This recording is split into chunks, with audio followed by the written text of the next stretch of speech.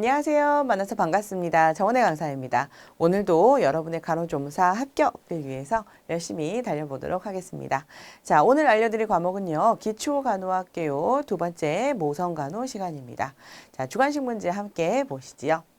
자, 1번 태아의 건강사정 방법 중에 하나이고 간편하고 해가 없으며 영상검사 중 가장 기초가 되는 방법은 무엇인가? 정답은 초음파 검사입니다. 그래서 이제 매번 갈 때마다 채소혈복이라는 것을 할 건데요. 그 복부를 우리가 검진하는 가장 일반적인 방법으로 쓰이는 게 초음파 검사이죠. 자, 초음파 검사를 할 때 자궁을 둥실 떠오르게 만들기 위해서 1기에서 인부는 자궁이 작은 1기 인부는 검사 받기 전에 물을 많이 드세요. 그래서 이 방광을 무겁게 만들어서 가라앉혀야 자궁이 둥실 떠올라서 관찰하기가 용이해집니다. 1기가 넘어가게 되면 이제 이렇게까지는 안 하셔도 되고요. 자, 두 번째, 자, 기초 검사는 뭐가 있는가? 자, 내시경 검사 배우셨을 거예요. 자, 내시경, 위내시경, 대장내시경 들어보셨죠? 직접적으로 카메라를 집어 넣어서 이제 컬러풀하게 확인하는 방법인데요. 자, 내시경은 사실은 웬만하면 거의 안 해요. 자, 그런데 왜 자궁 내시경을 해야 되는가? 혹시 아기가 태변을 봤을지도 몰라요. 우리가 태변을 보잖아요. 그럼 태변 색깔은요, 굉장히 진한 녹색깔입니다. 예전에 학교 다니셨을 때 칠판 색깔보다 조금 더 진한 그런 색깔이에요. 자, 그러다 보니까 아기가 태변을 보게 되면은 똥물이 풀어지게 되면서 이 양수가 초록 색깔로 변하게 됩니다. 그런데 초음파 검사는요, 뭐든지 다 흑백이기 때문에 이 색깔이 초록색인지 아니면 그냥 희끄무리한 색인지 알 수가 없어요. 그래서 초음파로 봤더니 색깔이 좀 희끄무리해졌네. 그러면 혹시 아기가 똥을 쌌나? 그러면 빨리 조속히 분만해야 되는데, 그래서 최종적으로 확인하는 검사로 내시경을 하게 되는 거고요. 자, 양수청자도 해볼 수 있습니다. 다 하시는 건 아니고 이제 엄마가 위험 사인 혹은 너무너무 노산이거나 아니면 뭐 그런 유전적인 질환을 가지고 계시거나 이런 경우에는 우리가 16, 17주에 해보고요. 멀쩡하던 엄마가 양수천자를 할 때도 있어요. 혹시 양막염이라던가 아기 폐성 속도를 좀 알아보기 위해서도 양수천자를 배를 통해서 집어넣어서 해보게 됩니다. 자, 네 번째 산전태아 심박동 검사기라고 해가지고요. 우리가 도자 같은 거를 엄마 배에다가 탁 붙여놓고 아기 심장이 얼마나 뛰는가 알아보는 검사인데 크게 무자극 검사, 청각 자극 검사, 옥시토신 자극 검사법이 있습니다. 자, 그중에 옥시토신 자극 검사법은요. 이 아기가 자연 분만을 할 수 있는가 없는가 그거를 좀 판별하기 위해서 하는 것이 주로 옥시토신 자극 검사법이라고 불리게 됩니다.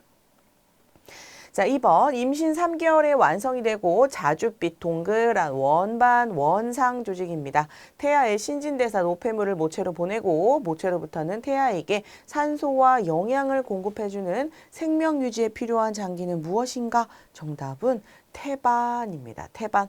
태반은 뜯어지게 되거나 아니면 기능을 못하게 되면 아기가 살 수 없어요. 생명 유지 장치이기 때문에 그렇습니다. 자, 태반의 기능을 좀 보실게요. 첫 번째, 호르몬을 분비하는 곳이기도 하고요. 두 번째, 아기에게 영양을 공급해 주거나 아기로부터 생긴 배설 찌꺼기들을 엄마에게 보내는 배설 작용의 역할을 하기도 합니다. 또 너무 중요한 숨 쉬는 데 필요한 역할을 얘가 해주기도 합니다. 그래서 태반을 보시면 자, 태반막이라는 것이 쭉 가운데 있어서 엄마 피와 아기 피가 섞이지 않도록 중간에 딱 막이 있어서 섞이지 않도록 도와주는 역할을 해주죠. 자, 다음에 3번. 자, 제대 안에는 하나의 제대 정맥과 두 개의 제대 동맥이 지나가고 있습니다. 자, 태아에게 혈액과 영양을 운반해주는 혈관을 무엇이라 하는가? 정답은 제대 정맥입니다. 제대 정맥. 자, 우리가 시험 보기 전에 꼭 알아야 될 그림이 좀 있어요. 자, 심장부터 한번 쫙 그려보도록 하겠습니다. 자, 심장은 이렇게 구획이 4개로 나눠져 있습니다. 자, 이쪽에 있는 혈관, 자, 이쪽에 있는 심방, 자, 오른쪽 심방일까요? 왼쪽 심방일까요? 얘는 오른쪽. 항상 문제를 푸실 때 여러분, 나를 기준으로 하는 겁니다. 그래서 우심방. 이에요. 자, 그래서 이쪽은 우심방, 이쪽은요, 우가 아니라 좌심실.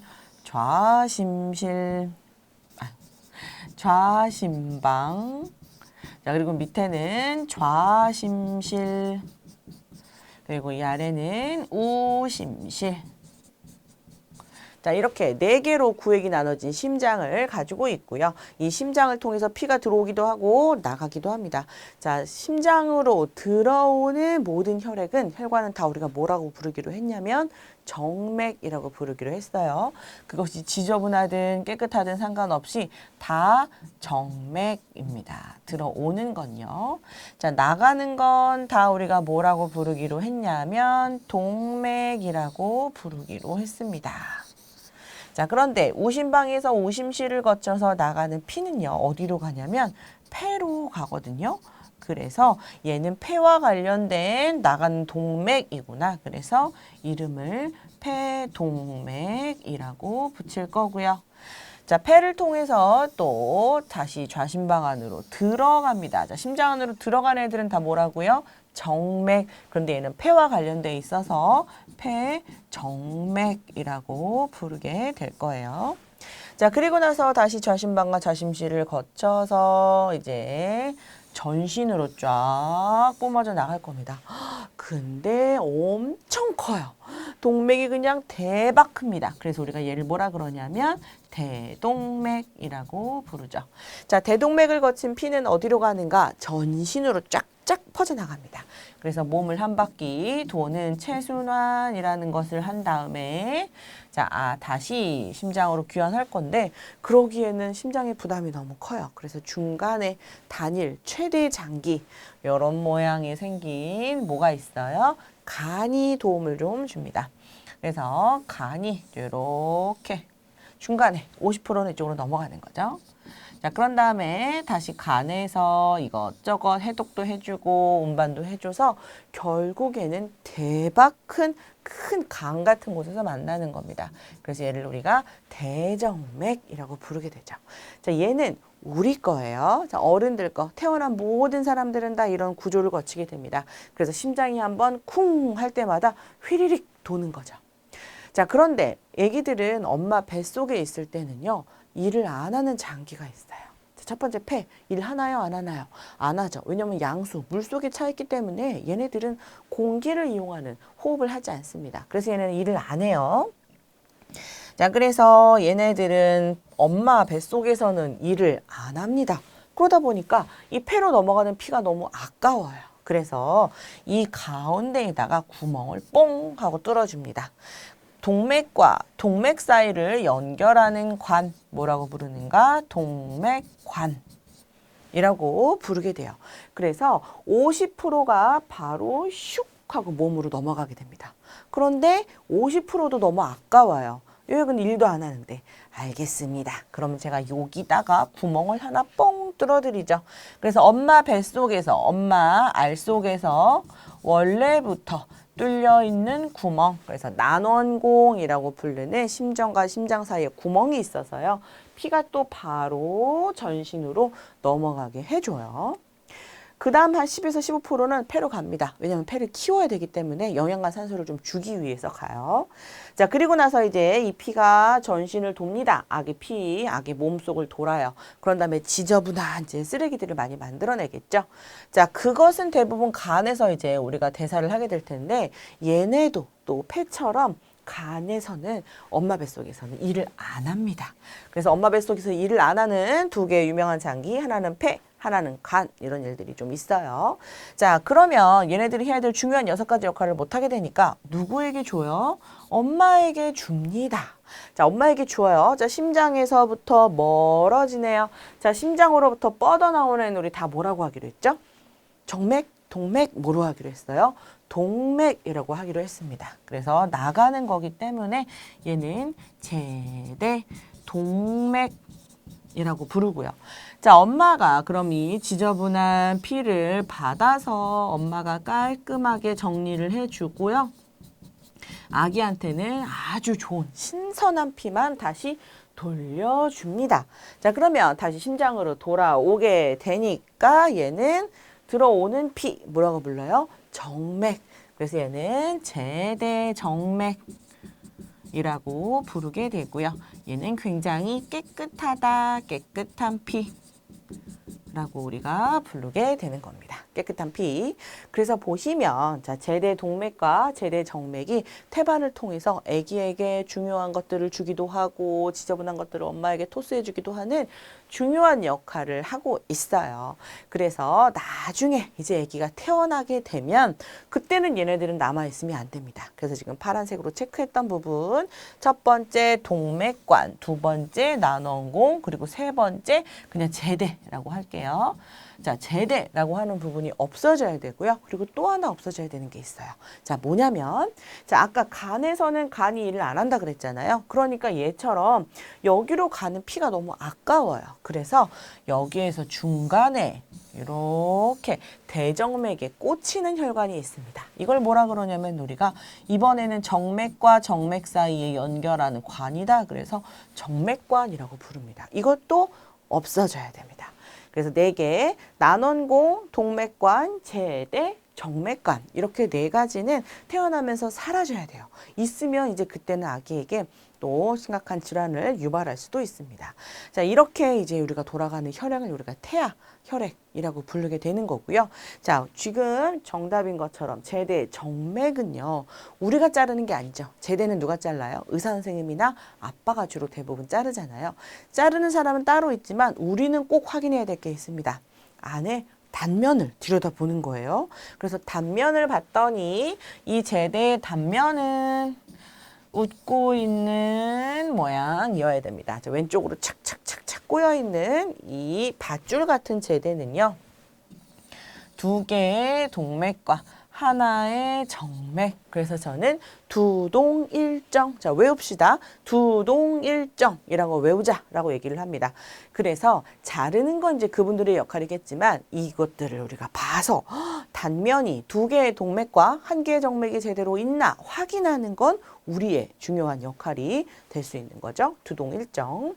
자, 순환도 외우셔야 되고요. 자, 두동일정도 외우셔야 되고요. 제대도 굉장히 중요합니다. 자, 넘어가겠습니다. 자, 4번. 태아를 둘러싸고 있는 양막 안에 차 있는 액체로 태아를 보호하는 역할을 하는 것으로 태아의 체온도 유지해주고 유착, 들러붙는 것도 막아주고 분만 시 산도 윤활제 역할도 합니다. 자, 얘는 무엇이냐? 정답은 양수 그렇습니다. 근데 양수는 3가지만 있는 게 아니라 더 있어요. 자, 물이 물컹이기 때문에 이제 외부의 압박으로부터 아기를 보호해주기도 하고요.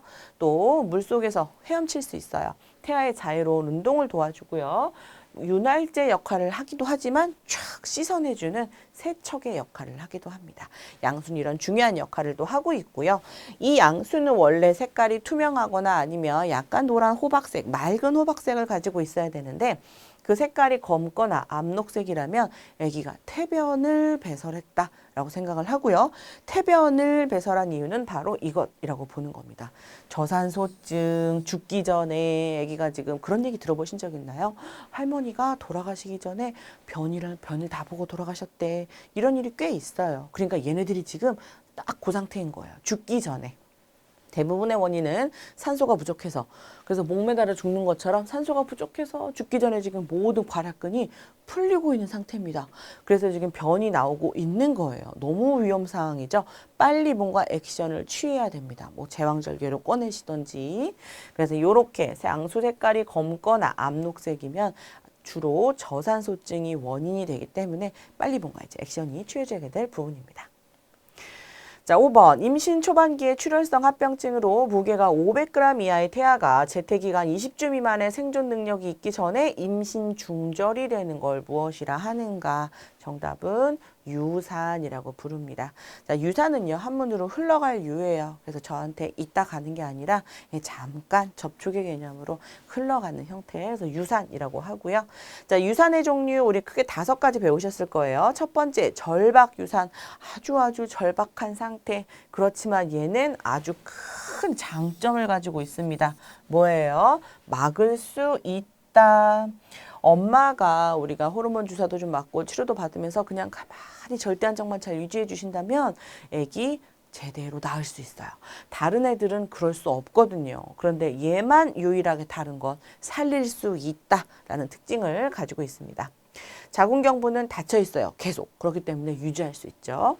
자, 두 번째, 절박유산의 진행 형태인데요. 이젠 더 이상 피할 수 없는 형태입니다. 자, 절박한 상황, 우리가 절벽에 매달려 있는 상황이에요.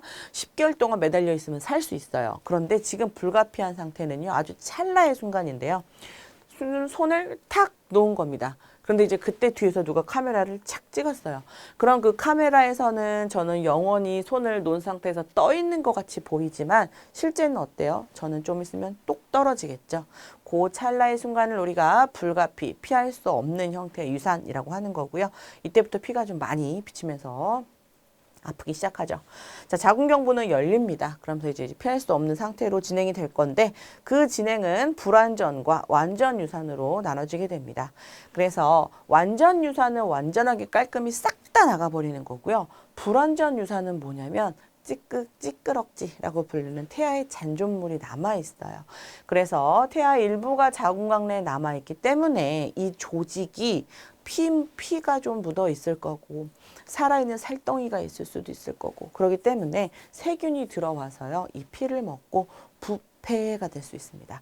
그래서 불완전 유산의 특징적으로 또 잘 붙어 나오는 거 폐혈증, 피가 부패하는 증세가 나타나서 엄마가 좀 위험해질 수도 있어요.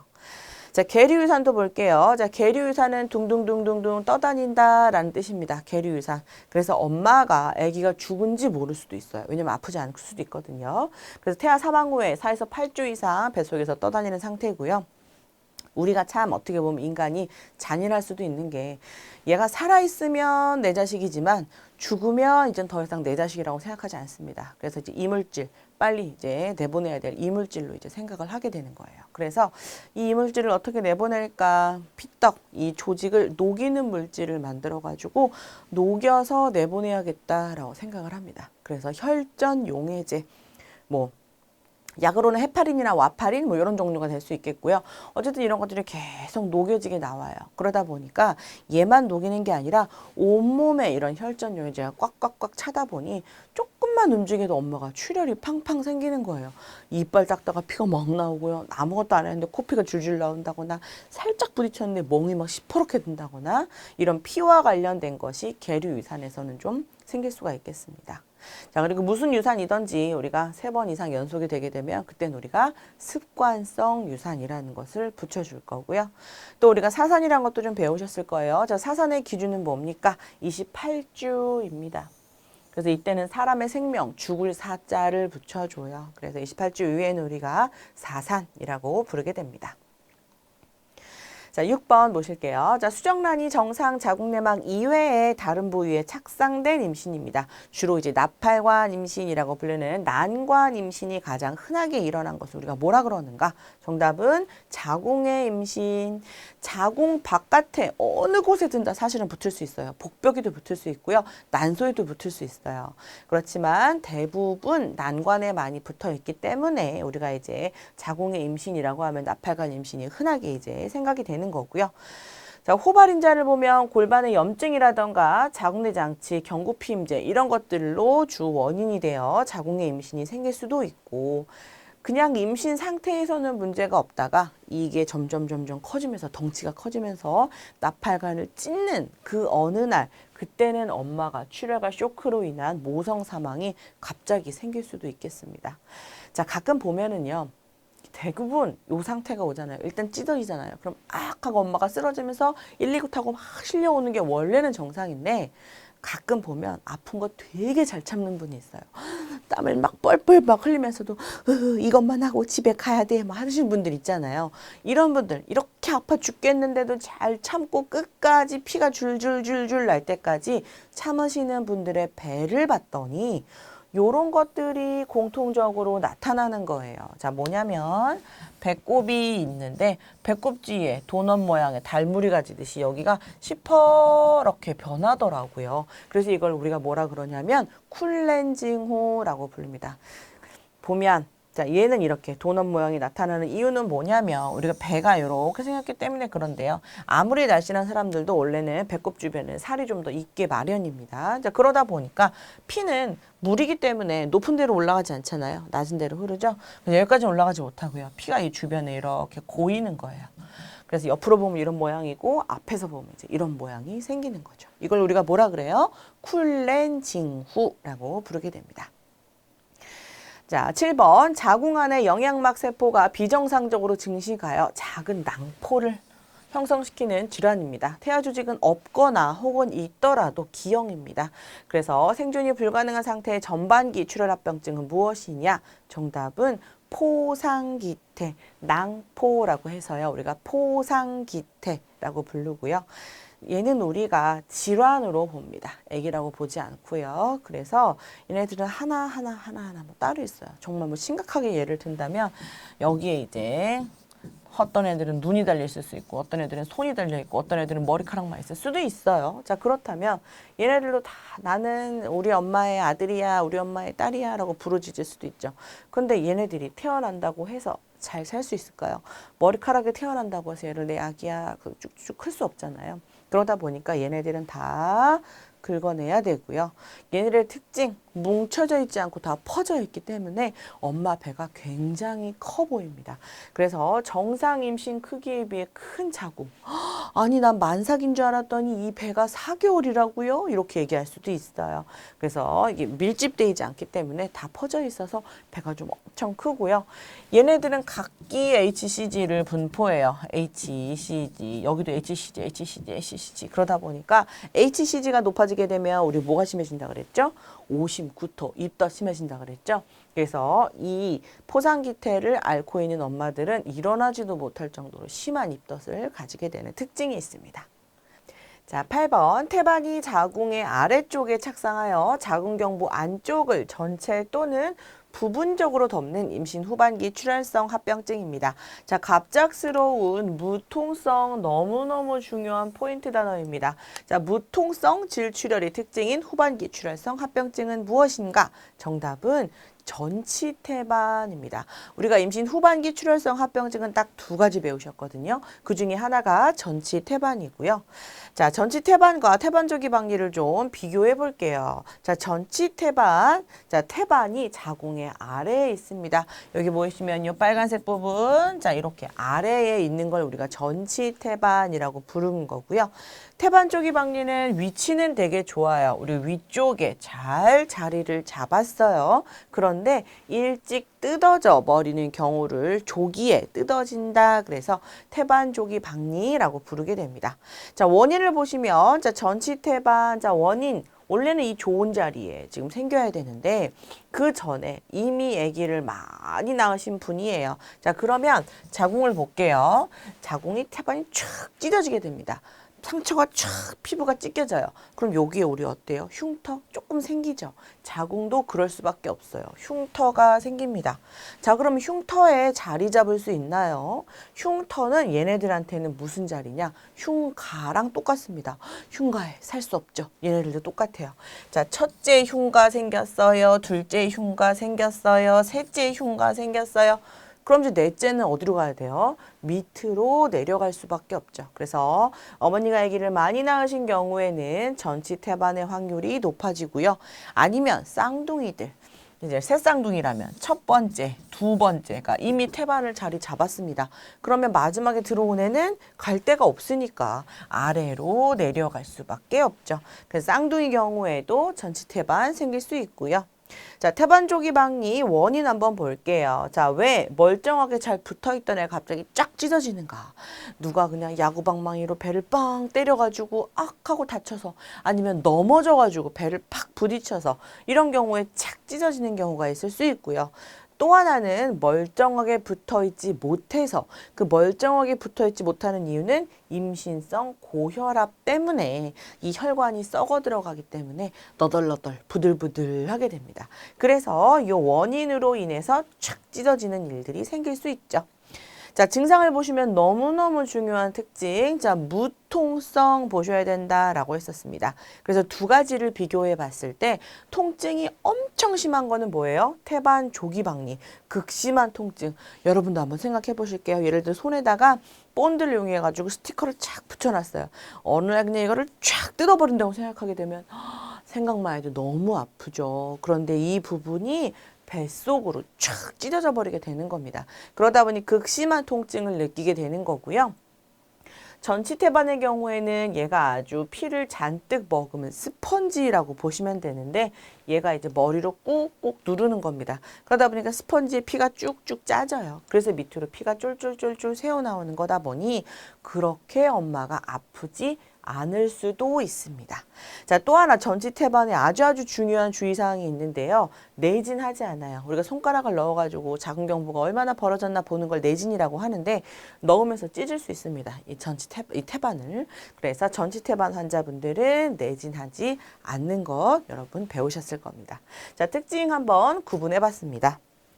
자, 다음에 9번. 자, 간호조무사 A씨가 2시간 전에 분만을 한 임신부 B씨를 간호하다가 자궁출혈이 심한 것을 발견했습니다. 자, 그렇다면 간호조무사 A씨가 가장 먼저 해야 될 간호는 무엇이냐? 피를 막 흘리고 있는데 그냥 달려가서 보고를 해야 될 것인가?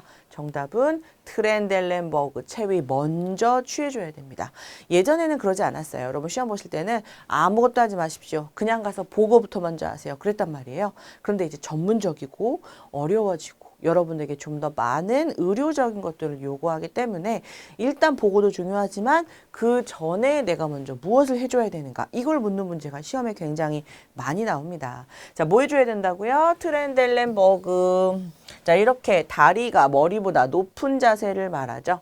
자, 이 자세는 우리가 첫 번째 트렌델렌버그 체위라고 부르기도 하고요. 골반이 높다 그래서 골반 고위라고 부르기도 하고요.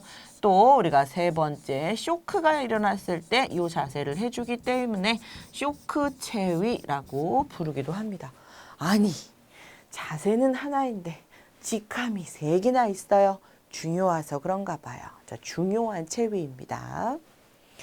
자, 다음에 10번 보실게요. 자, 임신 20주 이후나 산육 초기에 발생하는 임신성 고혈압 3대 증상은 무엇인가? 너무 중요해서 꼭 외우고 들어가셔야 되는 것. 정답은 이렇습니다.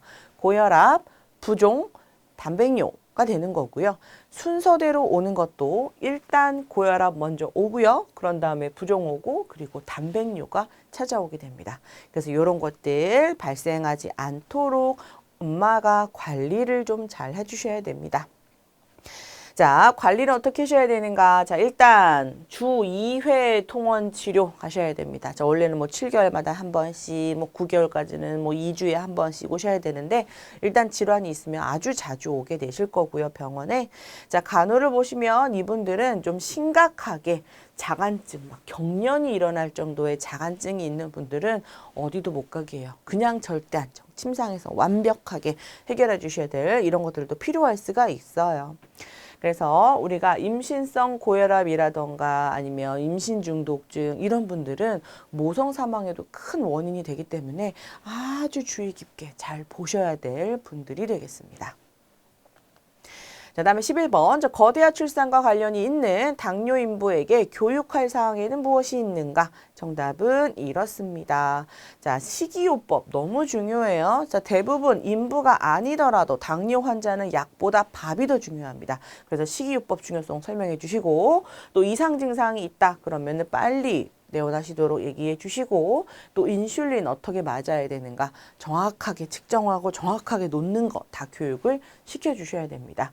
그리고 이렇게 당뇨가 있는 분들은 상처가 생기잖아요. 그러면 썩어 들어가거나 잘 낫지 않는 경우가 있어요. 그래서 그런 것들 생기지 않도록 이런 것들은 일단 임신성 당뇨다. 그러면 붙잡아 놓고 엄청 많은 교육을 하시게 되실 거예요. 꼭 알아보셔야 되는 거고요. 자, 그리고 또 하나. 엄마가 당뇨가 있으면 무슨 영향이 있는데요, 선생님? 물어봅니다. 자, 일단 첫 번째, 엄마에게는 어떤 영향이 있는가?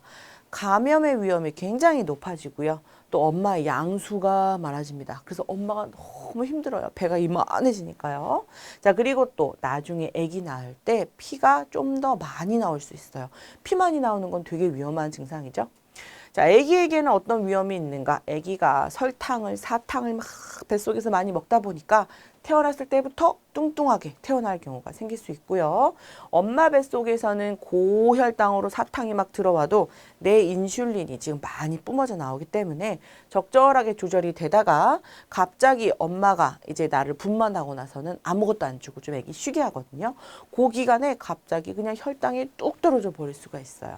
위험하죠. 그러면서 호흡곤란, 기형도 좀 발생할 수 있어서 애초에 당뇨 인부는요, 끊임없이 치료 개념보다는 관리가 굉장히 중요하게 됩니다. 자, 12번. 자, 심장질환 인부는 임신 기간 동안에 혈액의 양이 증가하기 때문에 손과 발에 부종도 오고요. 얼굴이 창백해지고 호흡곤란이 오고 정말 심할 경우에는 심장마비의 발생 위험까지 있습니다. 자, 그래서 세심한 간호가 필요한데, 자, 인부의 영양은 어떻게 교육해야 되는가? 정답은 이렇습니다. 자, 단백질 그리고 철분은 정말 많이 드셔야 되고요. 또 섬유소도 많이 먹어야 됩니다. 자, 섬유소를 많이 먹어야 되는 이유는 뭐냐? 변비가 대부분 다 생기는데 심장질환이 있는 분들은요, 변비에서 힘 주시면 되게 위험하거든요. 그래서 좀 부드럽게 나올 수 있도록 섬유소 좀 많이 드시도록 해야 되고, 또 물 많이 생기면 안 되니까 나트륨 좀 줄이셔야 됩니다. 그리고 이분들은 막 운동을 할 수가 없어요. 그래서 다른 분들보다 살이 조금 더 많이 찔 수 있거든요. 그러다 보니까 칼로리 많이 드시면 안 되고 적절하게 칼로리 조절 필요하신 분들입니다. 그리고 또 하나, 이분들은 아기를 낳고 나서도 원래 우리가 아기 낳고 나면 1시간이나 2시간 후에 이제 병실로 보내잖아요. 이분은 그렇지 않아요. 몇 시간 동안 봐요? 24시간 동안 엄마를 아주 집중적으로 잘 보고 나서 문제가 없어야지 병실로 올려보내게 됩니다.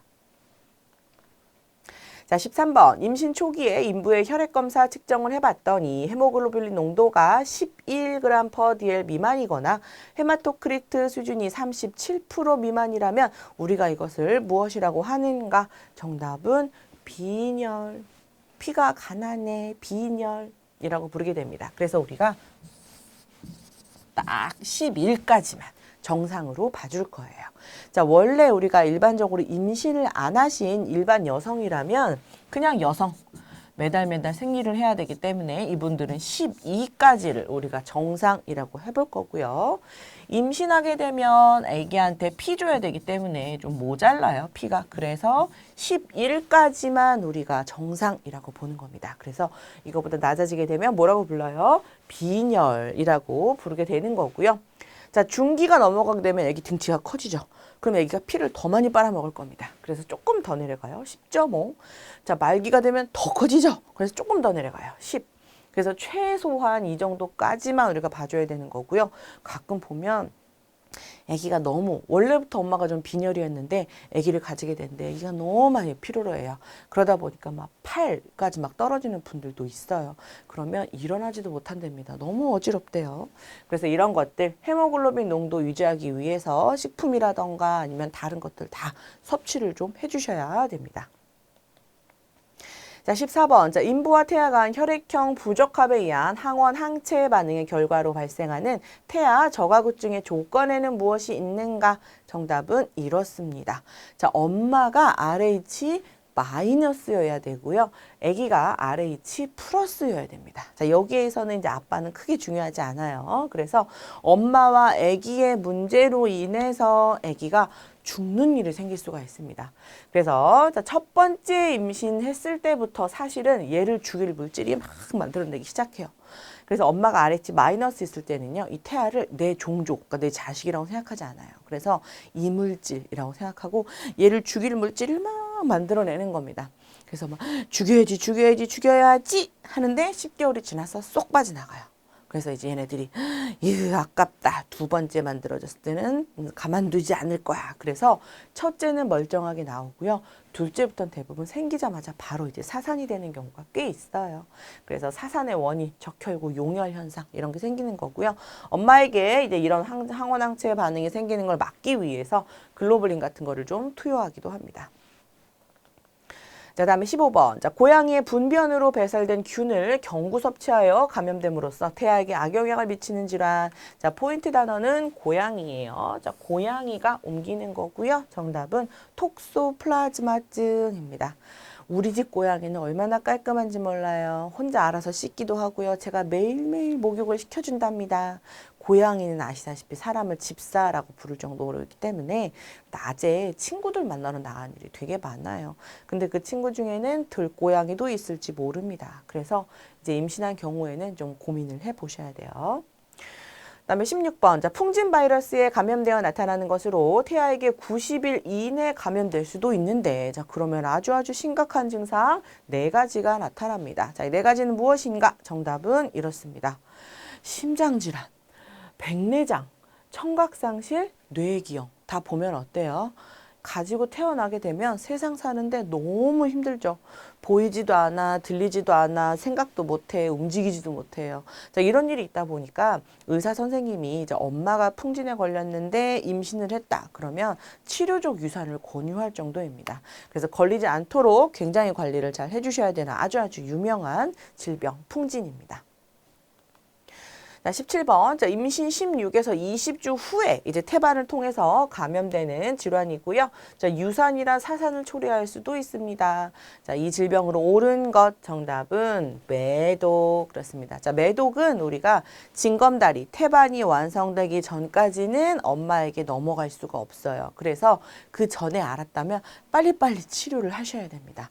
그 후에 이제 징검다리가 완성이 돼서 균이 넘어갔다. 그러면 아기한테 이런 선천 매독 증상을 막 일으킬 수가 있어요. 이것 또한 뭐 풍진까지는 아니겠지만 그래도 또 살기 힘든 일이 되지 않겠습니까? 그래서 빨리 치료를 해야 되고 그 치료약으로 가장 유명한 것은 페니실린입니다. 또 하나 후반기에 알았다 하더라도 바로 치료할 수 있도록 하셔야 되는 것이 매독이 되겠습니다. 자, 18번. 자, 원충 프로토조. 그러니까 어떻게 보면 얘는 원충, 보이지 않는 기생충 감염이에요. 자, 기생충에 의한 것으로 주로 성행위로 인해 감염되기도 합니다. 자, 압통, 그리고 외음에 자결감, 쓰라린 자결감이 있고 빨갛고 작은 출혈점이 있기도 하는 이것은 무엇인가? 정답은 트리코모나스 지렴이라고 합니다. 자, 빨갛고 작은 출혈점은 왜 생기는가? 얘는 벌레잖아요. 기생충 뜯어먹어서 그렇습니다. 자, 얘네들이 지금 질 속에 들어왔어요. 자, 질구를 통해서 지금 이 질 속에 들어왔는데 딱 들어와 봤더니 피도 있어요. 살도 있어요. 먹을 게 너무 많아요. 근데 얘는 눈에 보이지 않는 요만한 기생충입니다. 그러다 보니까 얘가 아무리 신나게 뜯어 먹어도요, 우리가 보이기에는 그냥 빨간 점 하나가 찍히는 거예요. 그러다 보니까 기생충이 막 들어와서 지금 막 뜯어먹고 있습니다. 그래서 지금 여러 마리가 생겨가지고 이 살점과 피를 신나게 뜯어 먹으면 우리가 보기에 어때요? 빨갛고 작은 출혈점이 보이는 거죠. 그래서 이런 것들도 좀 조심하셔야 되기 때문에 이제 깔끔하게 알을 관리하는 거 중요합니다.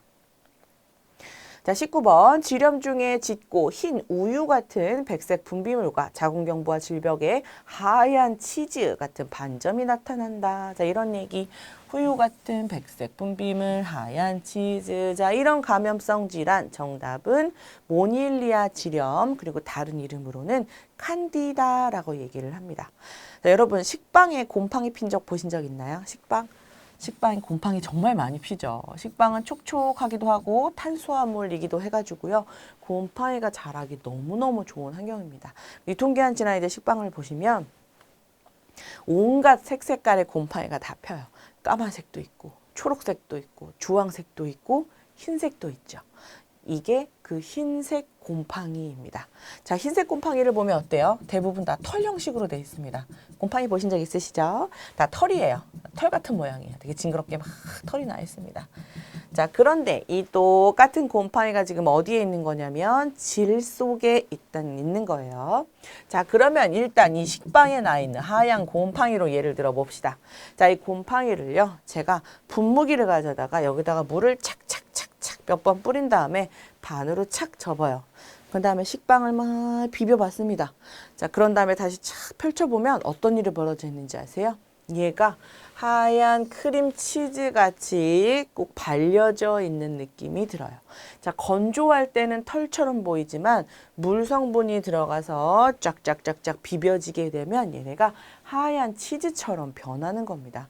자, 질 속을 한번 볼까요? 자, 질 속에도 우리가 만약에 건조하고 움직이지 않는다면 여기 하얀 곰팡이가 펑펑펑펑펑 피어 있을 건데 질은 워낙에 촉촉해요. 분무기로 물 뿌리는 것처럼 촉촉하기도 하고 움직이죠. 우리가 걸어 다닐 때마다 얘가 막 움직여지잖아요. 그러면서 자동으로 식빵 문지르는 것 마냥 움직이게 돼서 하얀 치즈 같은 애들이 생기는 겁니다. 다 뭐예요? 곰팡이 감염이 생기는 거고요. 똑같은 곰팡이가 이제 아기가 태어나오면서 이 곰팡이 세례를 받고 나옵니다. 그러면 이제 아기 입에서도 하얀 곰팡이가 피죠. 이걸 뭐라 그러냐면 아구창. 욕 같지만 욕은 아니에요. 아기 아자에 입 구자, 창상창자. 그래서 아기 입에 막 피가 날 경우도 생겨요. 아구창 그렇습니다. 자, 똑같은 균이에요. 그래서 엄마한테는 모닐리아 지렴이라고 부르고요. 아기한테는 아구창이라는 거고요. 곰팡이를 치료하는 약 혹은 이제 겐티아나 바이올렛이라고 해가지고요. 창상 치료하는 약 이런 것들을 좀 입에다가 발라주게 되는 겁니다. 자, 아기는 무슨 얘기 많이 나오냐면요. 흰 우유 같은 얘기 많이 나오죠. 아구창. 자, 우리가 분무기로 물을 착착착 뿌린 게 아니라 이제는 더 많이 물을 쏟아 부어요. 그럼 이제 이 치즈가 희석이 돼가지고 우유처럼 변하는 겁니다. 그래서 백태라고 주로 아기들은 많이 표현을 하기도 해요. 자, 같은 원인입니다. 칸디다. 자, 20번. 자, 50세 여성 K씨가 폐경 후에 이제 고름이 좀 잡히는 화농성 질분비물과 소양감, 타는 듯한 통증을 이제 그쪽으로 질분비물이 나오는 그쪽으로 호소하였습니다. 자, 이 여성 K씨에게 발생한 질염으로 옳은 것 정답은 위축성 질염. 그리고 노인이 돼서 많이 생기기 때문에 노인성 질염이라는 것을 가지고 있죠. 자, 원인은 이렇습니다. 물이 쭉 빠져가지고 점막이 쪼글쪼글쪼글 쪼드라들어요. 자, 그런데 부부관계를 하게 되면은요, 마찰이 막 일어나게 되잖아요. 그래서 이 건조한 점막에 마찰이 일어나다 보니까 껍데기가 벗겨지는 겁니다. 그럼 얼마나 아프시겠어요? 그러면서 이제 할 때도 통증이 있으시고 끝나고 나서도 피가 많이 나올 수가 있습니다. 일단 피가 나오는 건 겉에 이 피부가 벗겨지면 나오잖아요. 그러다 보니까 세균도 그쪽으로 또 많이 들어가요. 그래서 고름 막 이런 것들도 생길 수 있습니다. 자, 이걸 예방하기 위해서는 어떻게 해야 되는가? 자, 예를 들어 막 나이가 많은 할머니, 80세 할머니라고 해볼까요? 자, 80세 할머니가 지금 이런 통증으로 찾아왔대요. 그리고 부부관계를 어떻게 해야 되냐 물어봅니다. 자, 부부관계를 하라고 해야 됩니까? 할머니 하지 마세요. 나이도 많으신데. 그래야 될까요? 정답은 하라고 해야 됩니다. 왜냐, 우리는 이제 이런 거 배우셨을 거예요. 메슬로우라는 아저씨가 맨 밑에 생리적 욕구, 먹고 자고 싸고 번식. 그래서 할머니한테 하지 마세요 하는 거는요. 할머니 이제 밥 그만 먹으세요 하는 거랑 똑같거든요. 그래서 이런 것들 하십시오. 국소적 여성 호르몬 연고를 제가 처방해 드릴게요. 이러면서 이제 꾸준히 이제 노인기에 성생활을 유지할 수 있도록 도와주시는 것 굉장히 중요하겠습니다. 자, 여기까지 문제 풀어보셨습니다. 자, 항상 여러분의 꿈을 응원합니다.